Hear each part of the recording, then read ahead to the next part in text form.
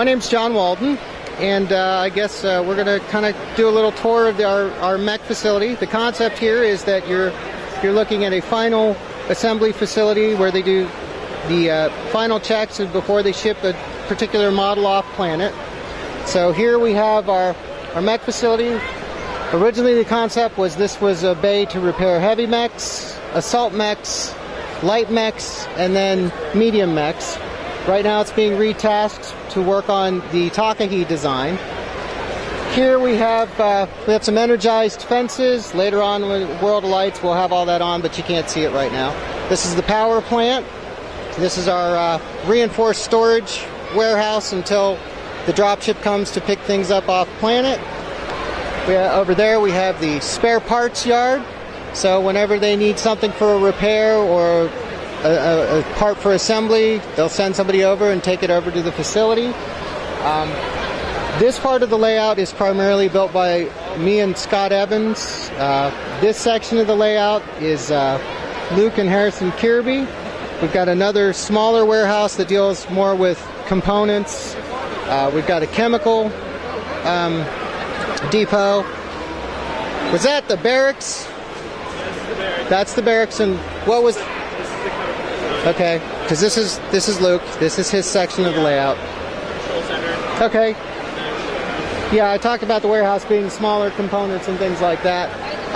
The mechs on the layout, you've got some stuff from Connor Lill, Derek Allman, Luke, his brother Harrison, who's over there, and then a lot of my stuff. And a couple here, Scott's first two mechs. You've got the Culverin here, which got nominated for Best Mecha. The Brood over there, and then we have my candy corn theme, Sweet Oblivion.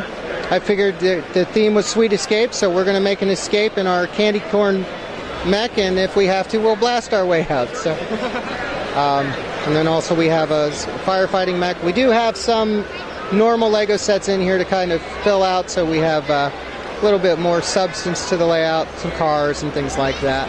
Now you've got this is the drop ship over here, is that right? Yes. And the idea is, if you know what an intermodal shipping container is, you see them on truck trailers, you see them on trains, and on freighters. The bottom half of that is actually a cargo container, and then the top is the lifter, and it would take it up to a freighter in orbit to ship it, to another star system, whoever ordered the product, if not lift it off and take it to another side of the planet. So that was kind of the concept behind that.